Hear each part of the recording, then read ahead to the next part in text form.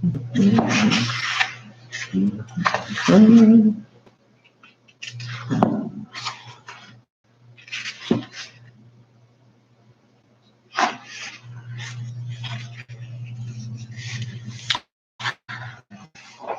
afternoon, class. It's 1:02, 2 minutes late. Sorry. Helping Dylan with his music special today. He's learning about eighth notes and quarter notes. And I had to help him because I thought he had it reversed, but he was kind of right, but not totally right. So it's been a struggle to get both of my kids on the same page for learning, and then also to teach you guys, and also be able to just pull everything all together. It's tough. It's not easy to do. All right, so we haven't read Mr. Popper's Penguins in probably, 10, 11, 12 days or so. So it's been a while since we reviewed and read what's happening in Mr. Popper's world. Going back to chapter 14, it was called Mr. Greenbaum. And if you can remember, they now have 12 penguins. So they need money to help take care of them. So what happened was Mr. Poppers came up with a good idea to train the penguins and to perform a show. So they met Mr. Greenbaum, who was owner of the Palace Theater, and they are beginning to perform for him to see if they could be an act and possibly make money with the penguins. That's kind of where we're at right now. So let's start reading chapter 15, Popper's Performing Penguins. At that moment, they were interrupted by the manager, who came in with a groan.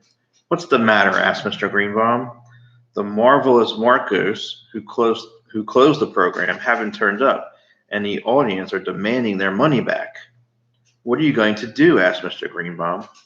I'm just making a connection. I'm making a connection because I read a Magic Treehouse book where Jack and Annie finding Houdini, and that's sometimes I read that to the class. And if I can remember correctly, Jack and Annie were supposed to perform, or wanted to perform and meet Harry Houdini, but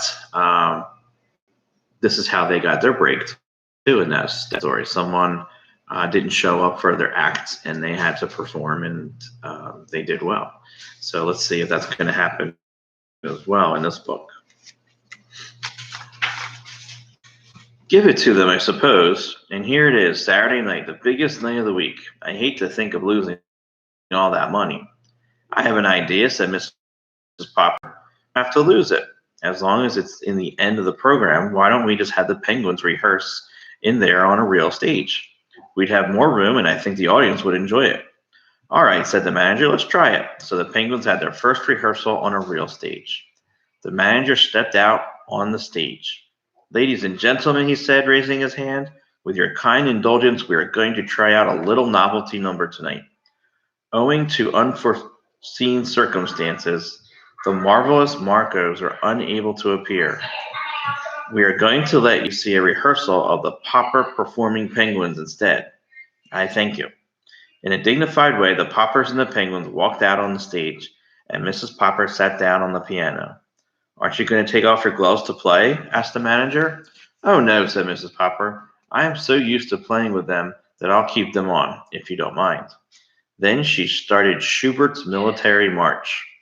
The penguins began to drill very nicely, wheeling and changing their formations with great precision, until Mrs. Popper stopped playing in the middle of the piece. The audience clapped vigorously. "There's more to it," explained Mrs. Popper, half to the manager and half to the audience. "Where they form in a hollow square and march in that formation. It's so late, we'll skip that tonight and jump to the second part." "You're sure you don't want to take your gloves off, madame?" asked the manager. Mrs. Popper smilingly shook her head and began the Merry Widow Waltz. 10 of the penguins now formed in a semicircle as Nelson and Columbus in the midst of a contest where the two penguins were going to fight each other, Nelson and Columbus. "Gork," said Nelson, punching Columbus in the stomach with his right flipper, and then trying to push him over with the left flipper. Goodness.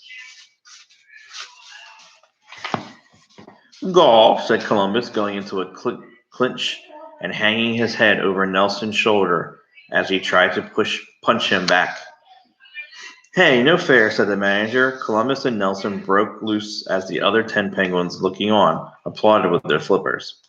Columbus now sparred politely with Nelson until Nelson hit him on the eye, whereupon Columbus retreated with a loud "ork." The other penguins began to clap, and the audience joined them. As Mrs. Popper finished the waltz, both Nelson and Columbus stopped fighting, put down their flippers, and stood still, facing each other. Hold on. Dylan, you need...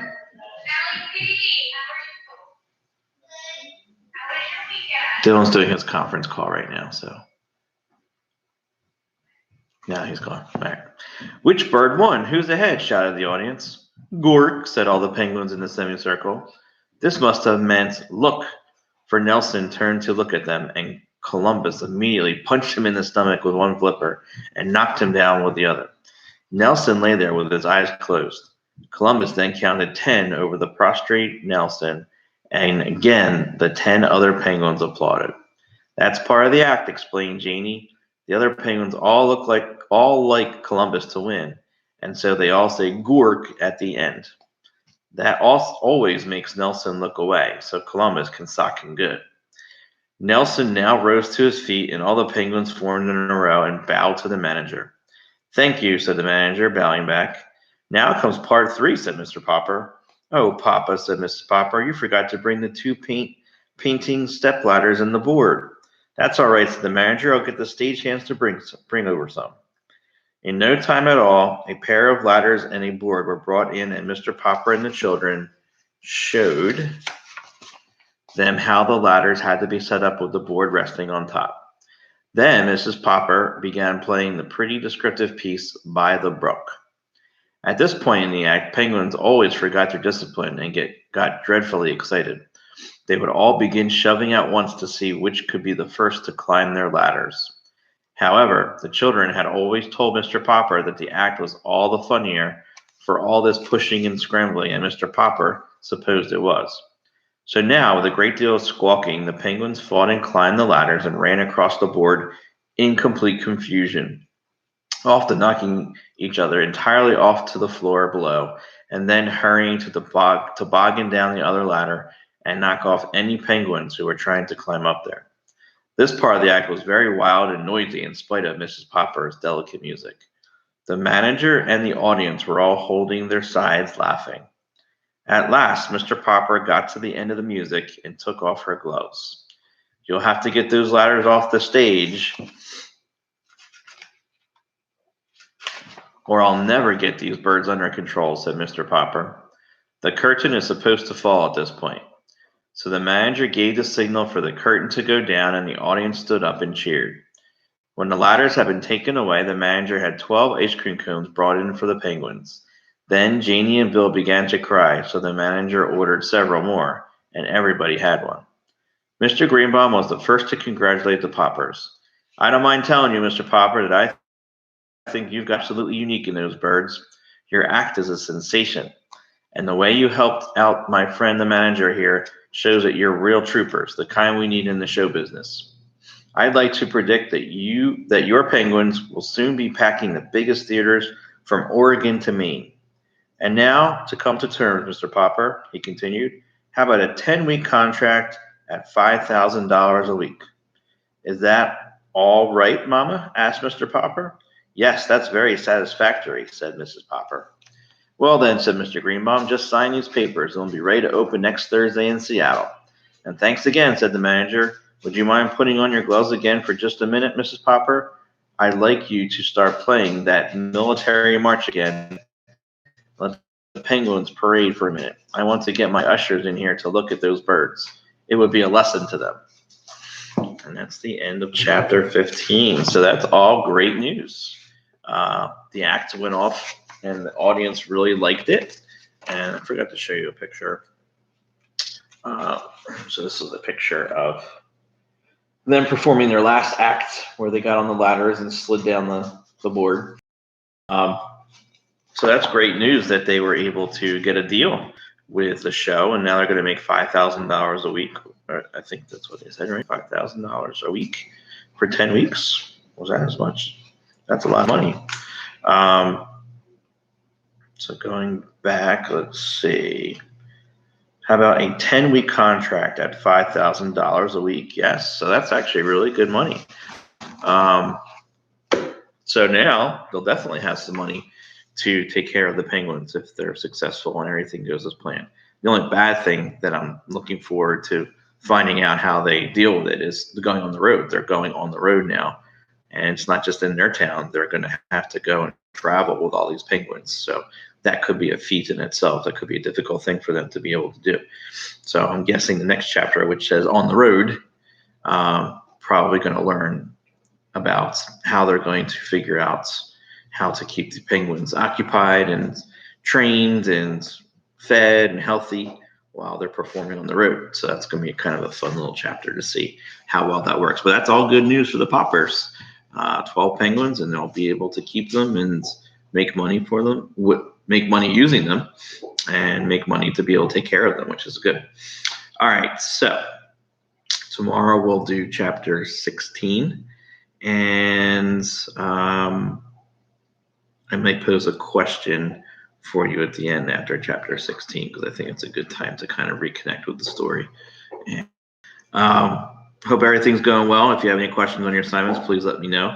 I got a few questions and assignments. Remember, Spelling City, you sign in with your Google. So you hit that sign in with Google button to get in there. Most of you are on there and doing what you're supposed to be doing, which is great. Your book reviews, use my model slide if you're not sure how to do it. Most of you were pretty good. I had one person wanted to change the way that what they did, so I returned it to them and they were able to fix it.